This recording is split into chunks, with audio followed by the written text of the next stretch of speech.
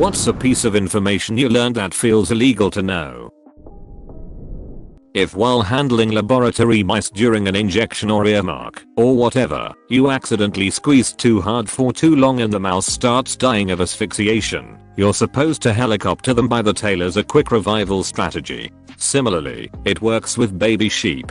My family raised sheep when I was younger, and we birthed a lot of lambs. Sometimes you will ignore a lifeless third baby when she has one or two other newborns that she's figuring out. To help wake up the baby, we would use straw or hay to stimulate the nostrils, trying to invoke a sneeze, and rub the body simulating its mother licking it. When time is running out and the baby isn't breathing, a last resort is to grab a good handful of newborn baby lamb rear feet and swing that little guy around the barn in a very helicopter-like way. I know, sounds crazy, but I've seen it work dozens of times. I want to verify this, but just have no idea what to type in the search bar. Suppose you were a member of a jury. If you were persuasive enough, you could convince your cohorts to render a verdict of yeah, well, the defendant totally did the thing that they're accused of having done, but they shouldn't get in trouble for it on account of the law itself being stupid.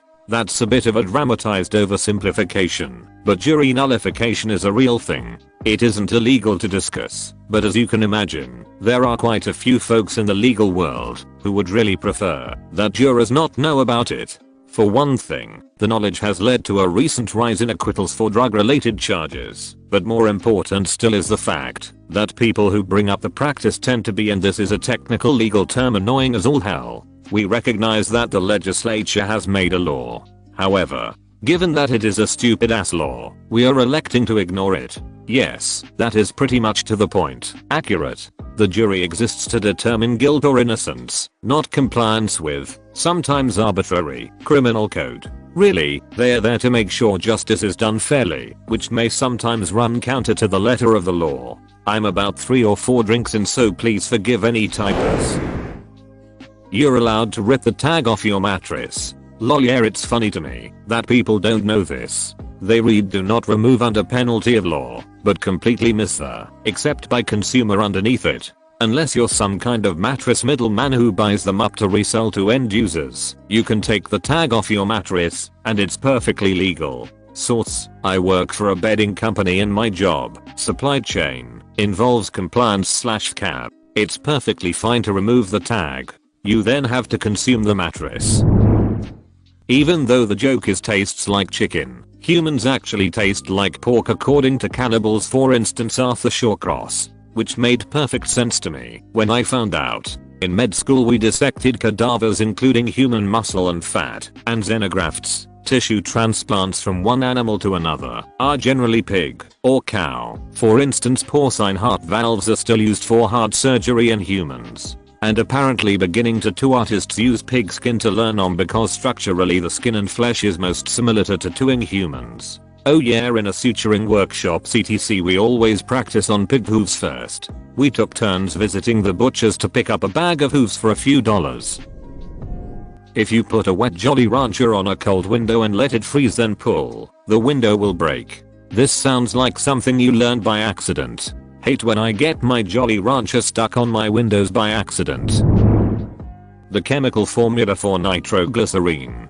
Don't mix that up with your Gatorade. Could have explosive diarrhea. Milo? The ducks at my park are free. The elites won't tell you this. I have 451 ducks right now. You should write a novel called Ferenduck 451 chronicling the adventures of your duck army. How a nuclear bomb works. Apparently it's just a uranium bullet being fired at another piece of uranium. You have to fire them at each other really hard. If you try to just gently push them together, a small nuclear reaction will start that will heat the air enough to blast them back apart, but not a proper nuclear explosion. That's called a fizzle. You fire the uranium bullet with enough force it pushes through that reaction and causes an even more extreme reaction. That's the big boom. But not too hard, otherwise the fission will blow the uranium apart before too much of it fizzes, so you have to put some metals in the way to slow things down. I learned about this on an episode of Sliders. Potassium chlorate is available online, cheaply and in bulk. combined with table sugar and a little bit of sulfuric acid, also available online, or in a car's battery. It will explode and burn with a purple flame. Demoman has entered the chat. Ah, that's the spirit. The little inner circle on YouTube ads is clickable, and if it's an unskippable ad you just click it, and click stop seeing this ad and you're back to your video. Frick yeah, it works. Now delete this before YouTube sees this and patch it. That there is no federal law preventing a private citizen from owning a flamethrower. My family knows a guy who built one. You can probably build one on your own if you want. Get some gasoline, a lighter, and a super soaker. Boom. Literally. In America, you can A. Own a pet bear. B. Own a tank. C. Own an RPG launcher. D. Own a pet bear which is riding a tank while practicing firing an RPG. E. Profit. Explode. Most adults have no idea what they're doing. They just make it up along the way and go with it. Yep. They just seem more confident than others. You are allowed to put toothpaste in the microwave. Even if a policewoman sees you putting toothpaste in the microwave, she is not allowed to stop you because it is your microwave and your toothpaste that you paid for with your own money. In fact, nobody has been convicted of putting toothpaste in a microwave since October 9th, 1945. The only reason why that date does not go back further is because the microwave was not invented until October 8th, 1945. Toothpaste was invented in ancient Egypt, but they did not put it in microwaves. They may have mistakenly thought that it was illegal, but it is not. I call bullcrap on this one.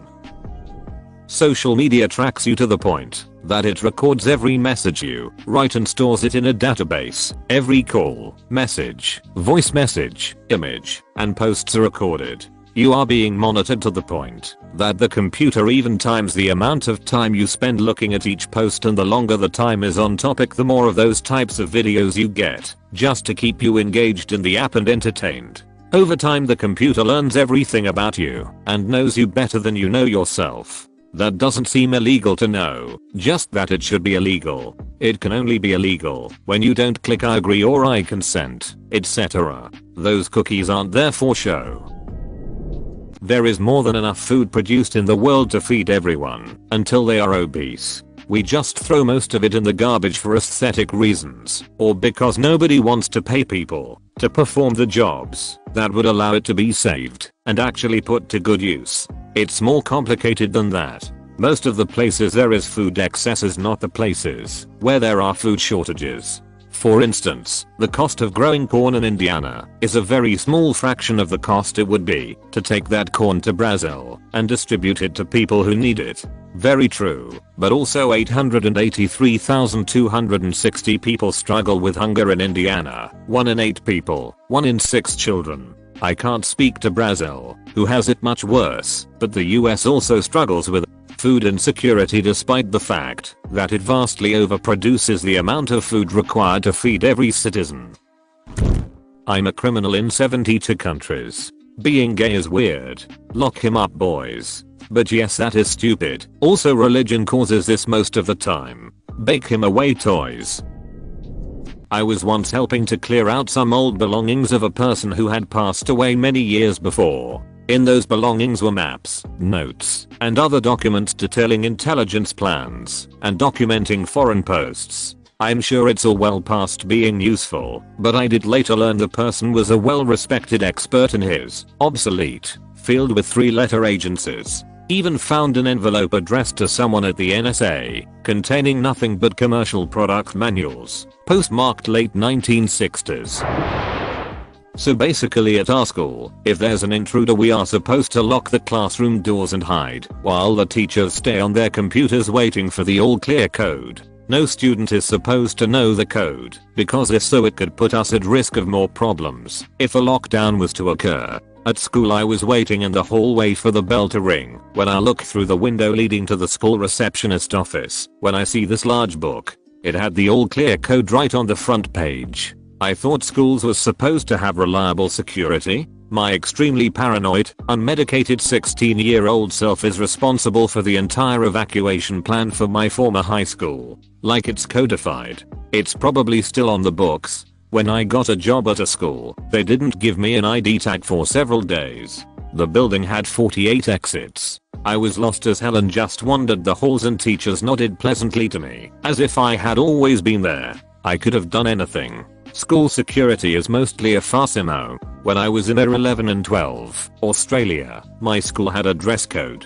It was basically you can wear any clothes, as long as they're black, white, green, or grey. You also had a student ID card, so teachers could come up at any time and say, "Hey, I don't believe you go to this school, show me your ID." But if you were dressed in the colors, most teachers wouldn't bother. My boyfriend, who didn't go to the school, used to come hang out at lunch with me and my friends at lunch, and knew what colors to wear, so no one questioned his presence.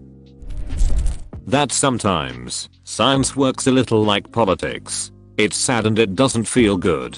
Science doesn't work like politics. Research and academia can both work like politics, though. Science is just a method of examining and understanding the world. More often than not, though, the people who devote their lives to the pursuit of knowledge end up fighting for funding, working to please sponsors, or even massaging their results in order to stay employed. Furthermore, there are various topics and fields of study which are seen as being taboo for one reason or another, meaning that people who are dedicated to the examination of facts often have to pick their battles. We've all heard about the politicization of global warming, for instance. Anyway, science doesn't work like politics at all, but industries and professions that are ostensibly science-centric often do. In fact, it would be fair to say that many scientists unwittingly find themselves in politicized situations, but even so, actual science is always agnostic. That's what it's there for, after all. Amazing contribution. Thank you. How to make a fertilizer bomb. FBI here. Disregard this man. He has a girl's name. I'm Taliban Sam. We want you for an exciting job opportunity in an exotic faraway land. We can negotiate your pay, but we have an excellent benefit package including full medical and dental, and 72 virgins if you convert and happen to die in a workplace accident. /S. Warning, you may be barred from serving on a jury if you read the following. Jury nullification. Juries can do it, but lawyers can't tell them about it. It amounts to them simply ignoring the evidence when they don't agree with the law. Jury nullification is the whole point of a jury, which is why they don't want you to know about it. Sort of like how they don't want cops to be too intelligent. Those who wield power supposedly on our behalf really don't want us going, "Hey, that's our power. Thanks. Re-yoink."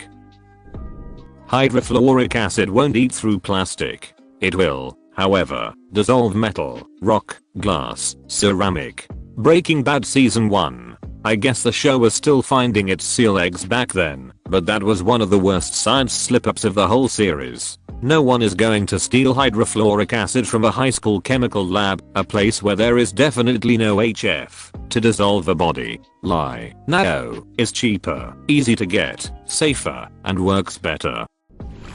The fact that scientists lied and said cigarettes were good for people. Now I don't know where you heard this, and I may very well be wrong, but didn't they just not know the dangers? They knew the dangers and deliberately mislead people in the interest of money. It's the American way after all.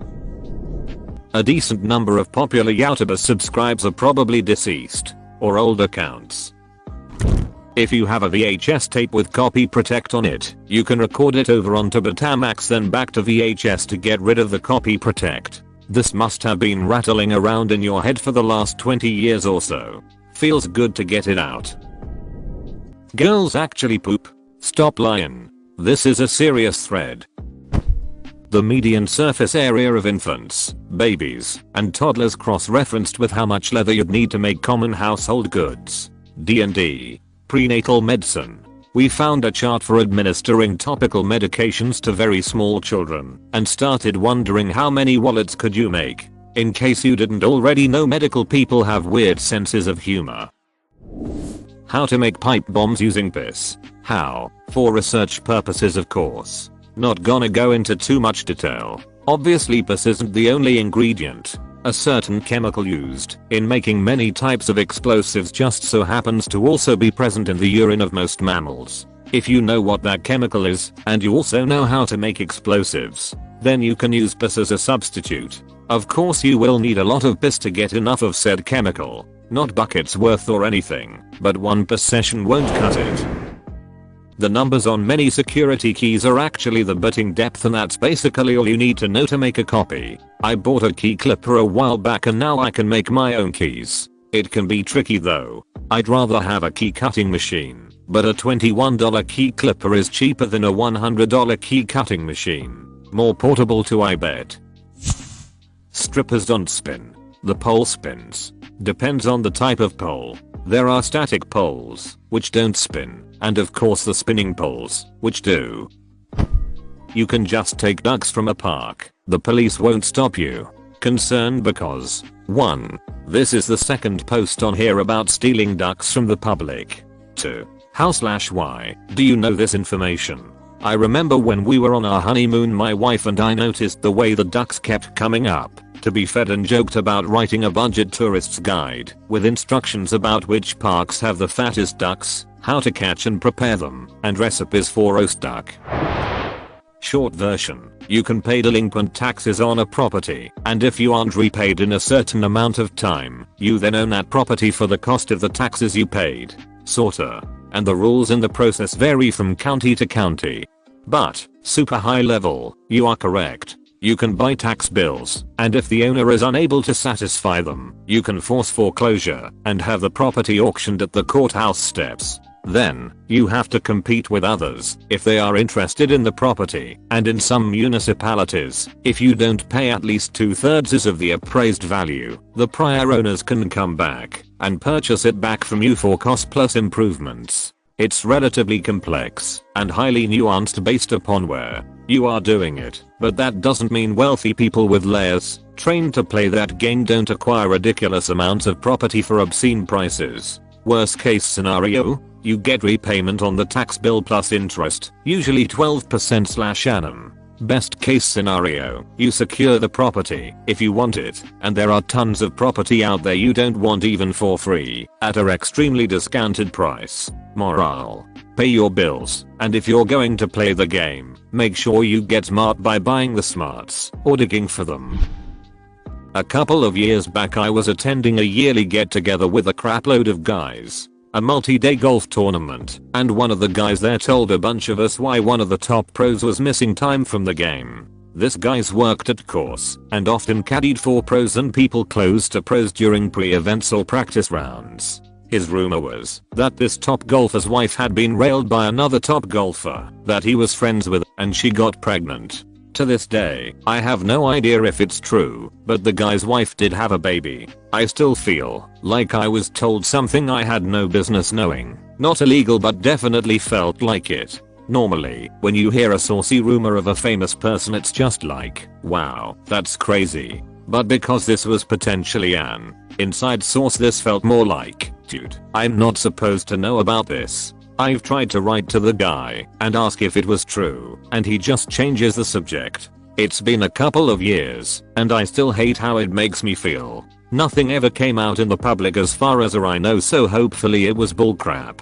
The smart guys are the ones who leave the wife and kids at home and don't bring them on the circus tour. Egg Adam Scott. If you know some stories, Jimmy Walker and Duffner, I feel for them. Rory wearing arm sleeves 1 week, but I still think he did the right thing by breaking it off with that tennis player. Golf groupies are a real thing. I reckon we hear about 5% of the rumors for the crap that actually goes on. Volunteered 4 years at a PGA event. Can confirm golf groupies are real. Tend to be intelligent, gorgeous, and extremely good at using their persuasive magic to get anything they want. Barbecue sauce is mostly just ketchup. That crap is illegal to know, and I will be busting down your door shortly. Sweet baby Ray.